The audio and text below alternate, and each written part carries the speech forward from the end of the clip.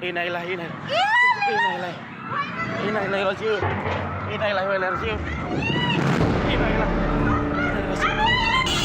Status lahan tanah merah di sekitar depo Pertamina Pelumpang kembali menjadi sorotan publik usai tragedi kebakaran depo BBM Pelumpang, Jakarta Utara 3 Maret 2023 yang lalu.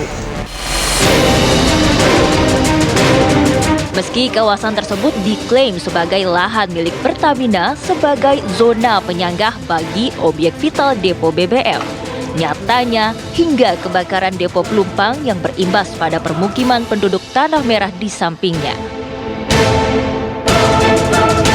Sengketa lahan di Tanah Merah Rawabadak belum juga terselesaikan dengan tuntas.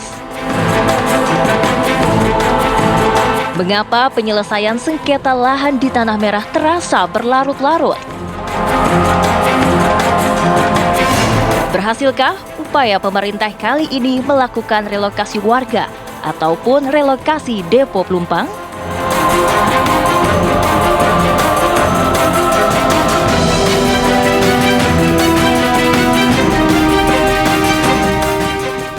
Saya glukoma, Mbak. Oke, baik. Nah, pemirsa, rencana pembangunan buffer zone ini kan bukanlah isu yang baru. Rencana ini telah dicanangkan sejak tahun 2009 alias 14 tahun lalu. Dan sayangnya pemirsa, rencana itu tidak pernah kemudian terrealisasi hingga akhirnya sejumlah nyawa pun harus melayang. Dan kami akan membahasnya kali ini lebih lengkap lagi bersama narasumber yang sudah hadir bersama kita siang hari ini. Ada Pak Priyanto, Wakil Gubernur DKI Jakarta periode 2007 hingga 2012. Apa kabar Pak Pri, sehat? Alhamdulillah sehat. Alhamdulillah. Pak Pri pada saat itu juga menjadi ketua dari buffer zone ya Pak, di tahun 2009. Iya. Awalnya dibentuk itu karena apa Pak? Karena kalau nggak salah seingat saya juga habis kebakaran. Oke. Karena catatannya kalau saya baca juga 2001, 2009 dan kemarin juga pernah kejadian itu ya Pak ya. Artinya permasalahan yang terjadi ini kan sudah tertangkap sejak beberapa waktu lalu Pak Pri. Iya. Itu seperti Betul, apa Mbak. Pak permasalahannya? Permasalahannya.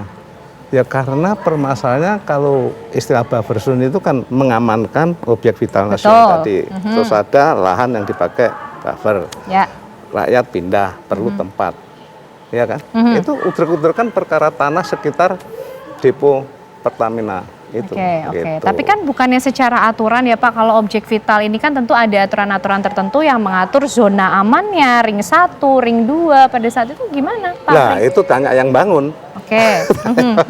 Banyak banget. Makanya ya ketika Pertamina itu masih punya kecil di depo di Pelumpang itu, Menteri Dalam Negeri itu memberikan hak guna bangunan. Keputusan Menteri Dalam Negeri kepada Pertamina hak guna bangunan agar dia bisa menata, mengamankan objek vitalnya dan seterusnya. Gitu, Ini ya Pak, surat keputusan dari Mendagri memberikan kepada Pertamina hak guna bangunan 20 tahun yang berlaku terhitung sejak didaftarkannya pada kantor Direktorat Agraria DKI Jakarta dan seterusnya. Dan poin ke-6, surat keputusan ini batal apabila penerima hak tidak memenuhi salah satu ketentuan. Kondisinya seperti apa Pak? Batal atau akhirnya memang Pertamina resmi menggunakan hak guna bangunan tersebut?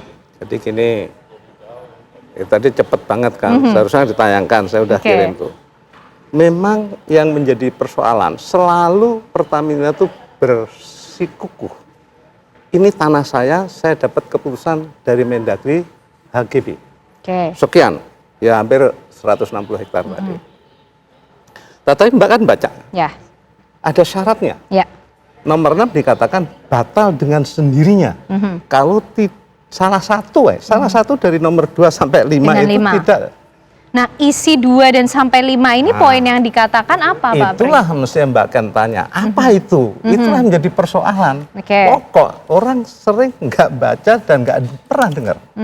Gitu. Jadi sebenarnya kan mengapa lompat 2 sampai 5? Yang satu itu sebenarnya isi keputusan Mendagri itu ada biasa lumrah bahwa segala akibat untung rugi dan sebagainya untuk menguasai HGB tadi, tanah di situ itu 160 hektar itu tanggung jawabnya Pertamina yang diberi hak. Gitu. Jadi Mendagri nggak ikut campur. Yang nomor 2 apa?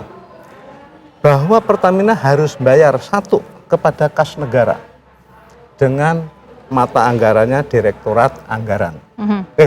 Direktorat Agraria. Mhm. Kementerian Dalam Negeri. Oke. Kedua, bayar ke BRI. Ya. Sejumlah ada dijelaskan untuk angkanya. BRI itu untuk siapa? Yayasan Dana Land Reform. Oke. Yayasan itu yang kemudian oke, bergerak. tanya kan? Sudahkah dia udah bayar? Nomor 2 ini. Ya kan? Kalau belum bayar kan udah gugur dengan sendirinya. Nah, dia bayar, saya juga nggak neliti apa udah bayar. Tapi logika saya, dia bayar kalau pembebasan itu sudah selesai. Karena nomor 3 disebutkan, tanah itu harus diberi batas-batas patok-patok yang jelas sesuai ketentuan. Nah ini menarik ini Pak. Oke, kan? Ketika kita bicara mengenai patok-patok dan batas yang jelas, Pak Priyanto juga sudah punya denah yang nanti. Belum ini dulu. Sebentar, biar cepet-cepet ini. Kita ke poin selanjutnya dulu. Iya kan? 2, S2, 3, 4. 4 itu harus segera didaftarkan kepada BPN. Selambat-lambatnya 6 bulan. Diberi waktu 6 bulan aja juga. Oke. Tidak boleh dialihkan. Kalau dialihkan harus lapor Mendagri. Betul. Nah, itu semua kalau salah satu aja nggak dilakukan, nah itu udah batal. Jadi nggak bisa ngomong ini tanah saya. Pertamina bilang gitu kan.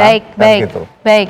Pak Pri, ini tentunya denah ini juga akan kita informasikan kepada masyarakat, tapi tentunya terima kasih sekali lagi Pak Priyanto sudah hadir, karena kita baru mendapatkan informasi Pak, hari ini juga akan dilangsungkan rekonstruksi dari kasus yang kemudian menimpa David Ozora Pak di Polda Metro Jaya, nanti juga kita harus ikuti. Terima kasih Pak Priyanto, kita tentunya nanti di lain kesempatan akan membahas mengenai hal ini. Terima kasih Pak Priyanto.